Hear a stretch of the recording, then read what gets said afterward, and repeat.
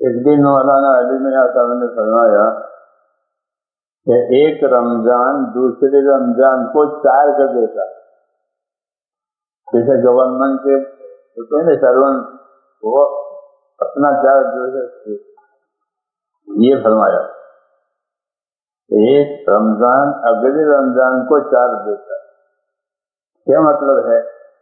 تو مطلب یہ تھا کہ اگر یہ رمضان اچھا گزرا ہے تو اس کے اثرات اگلے رمضان تک رہیں گے. یہ مطلب ایک رمضان دوسرے رمضان کو 4 دیتا. اس لیے رمضان کے دنوں کی اہمیت ہے کہ پورے سال اثر رہتا ہے. جیسے جمعہ، ایک جمعہ سے دوسرے جمعہ تو اس کے بھی اثرات پڑتے ہیں کہ اچھے گزارے ہے تو اگلے جمعہ تک اچھا رہے گا. تو اس طرح اثرات پیدا ہوتے ہیں زندگیوں میں، کیونکہ زندگی جو دی ہے وہ طاعت کے لیے دی. اللہ نے جو زندگیاں بندوں کو، جناتوں کو، انسانوں کو دی ہے وہ اپنی اطاعت کے لیے دی. وَمَا أَرْسَلْنَا مِن رَّسُولٍ إِلَّا لِيُطَاعَ بِإِذْنِ اللَّهِ. کہ جب کبھی کوئی رسول زمین پر آیا ہے تو اس کے آنے کا ایک ہی مقصد ہوتا ہے کہ وہ اللہ کے بندوں کو اللہ کی اطاعت پر لگائے، کہ وہ اپنی نیت سے، اپنے عمل سے، اپنی جان سے، اپنے مال سے، اجتماعی زندگی میں، انفرادی زندگی میں، ہر حال میں اپنی زندگی وہ اطاعت والی بنائے، گناہ والی نہ بنائے، اطاعت والی زندگی بنائے. ہاں یہ ہوتی ہے ہر نبی کی دعوت، اور یہ تلقین ہوتی ہے کہ اپنی زندگیوں کو اطاعت والی بناؤ. اور اطاعت کے لیے ایک تو دین سیکھنا ضروری ہے.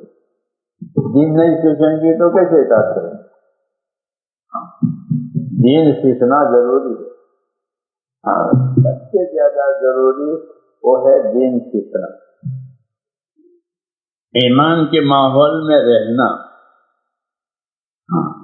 ایمان کے ماحول میں رہیں گے، ایمان کی محنت کے ماحول میں رہیں گے تو اس سے دل متاثر ہوگا. یہ قاعدہ ہے کہ ایمان کے ماحول میں رہے، ایمان کی محنت کے ماحول میں رہیں تو اس سے دل اثر لے گا، دل اثر لیتا ہے. اس لیے کہا کہ اچھی صحبتوں میں رہو، اچھے ماحول میں رہو اور اچھے عملوں پر قائم رہو. یہ تلقین ہے مذہب کی. جی ہاں، یہ مذہب یہ سکھاتا ہے. تو اس سے زندگی جو ہے صاف ہوگی. زندگی کو صاف رکھنا ضروری ہے. اللہم انی اسألک عیشۃ نقیہ، مسنون دعائیں ہیں حضور صلی اللہ علیہ وسلم کی. وہ مسنون دعا بھی ہے اور وہ دعوت بھی ہے. اس دعا کا جو مضمون ہے وہ ہم کو، آپ کو دعوت ہے. ہاں، کہ نبی اپنی دعا میں بھی نبی ہوتا ہے، اپنی دعوت میں بھی نبی ہوتا ہے. دعوت میں تو ہے وہ داعی، لیکن جب وہ دعا کا مضمون سکھاوے تو اس میں بھی دعوت ہوتی ہے، یعنی بندوں کو اللہ کی طرف متوجہ کرنا. ہاں، تو دعا مانگی ہے حضور صلی اللہ علیہ وسلم نے، اللہم انی اسألک عیشۃ نقیہ. اے اللہ، میں آپ سے صاف ستھری زندگی مانگتا ہوں. عیشۃ نقیہ، کہ میں آپ سے صاف ستھری زندگی مانگتا ہوں کہ میری زندگی کسی کے حق تلفی میں ملوث نہ ہو.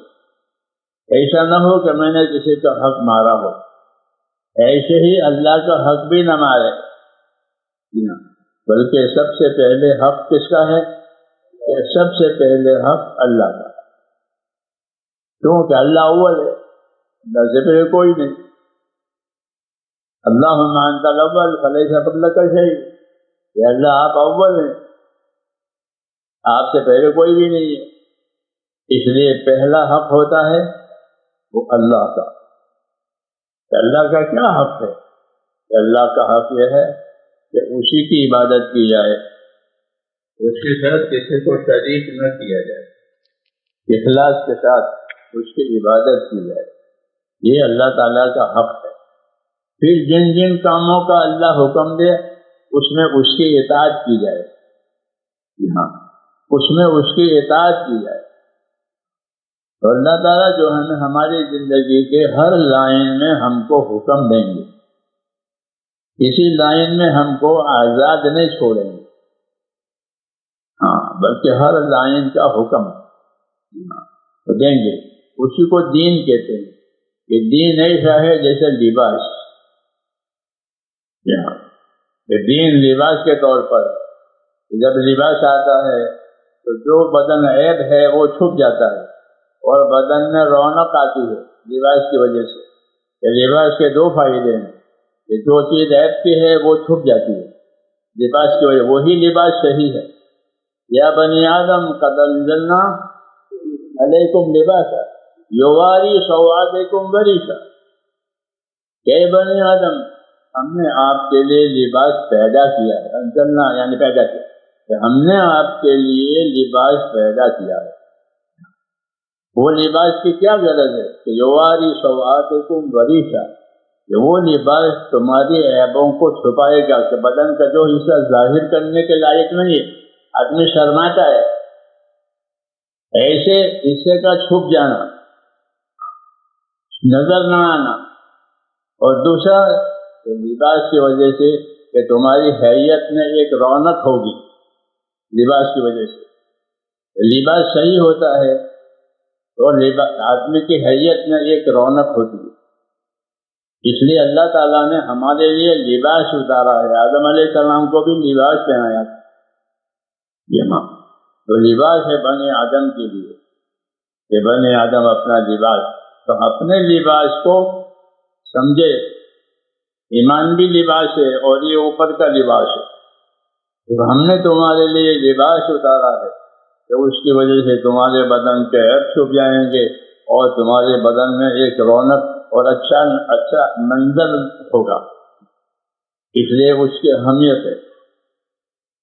لباس اپنے دین کی ایک محسوس صورت ہے، جی ہاں، کہ ہر آدمی اپنے دین کے حساب سے لباس میں ہے، جس کا جتنا دین اتنا اس کا لباس، ناقص دین ناقص لباس، اس نے کہا اپنا لباس صحیح کرو، ہاں دین بھی لباس ہے، ہر اس کی جتنی دینداری ہوگی اتنا اس کا لباس اس کو قیامت میں نظر آئے گا۔ اس لیے اپنے آپ کو، ہماری حیت کو صحیح بنانا، یعنی زندگیوں کو کھانے میں، پینے میں، پہننے میں، اوڑھنے میں، سب چیزوں میں اپنے آپ کو سنت کا پابند کرنا، یہ ہے اصلی زندگی، ہمارا امتیاز ہے۔ ہم کو اللہ نے ایسا نہیں چھوڑا جیسے اور لوگ جیتے ہیں ایسے تم رہو، کیسا نہیں، بلکہ یوں کہا کہ تم بہترین امت ہو۔ ہاں بہت امتیں ہیں، بہت قومیں ہیں دنیا میں، تم بہترین امت ہو، تمہارا مقام ہے، تو ہمارا مقام ہے، اس مقام کی وجہ سے ہماری ہر چیز دوسروں سے الگ، یعنی ہمارے پاس طریقے ہیں، ہمارے پاس حکم ہے، ہم حکموں والے ہیں، آزاد نہیں ہم، اور ہم طریقوں والے ہیں، کہ ہم فیشن والے عیش والے نہیں ہیں، کہ ہم تو طریقوں والے ہیں۔ اور یہی اصلی زندگی ہے کہ اللہ تعالیٰ کے حکموں کے ساتھ، اپنے نبی کے طریقوں کے ساتھ زندگی گزرے، اس کے لیے دین سیکھنا ضروری ہے، کہ دین سیکھیں گے تو یہ چیز آئے گی، اور اسی لیے اللہ نے پیدا بھی کیا ہے کہ زندگیوں میں دین آئے۔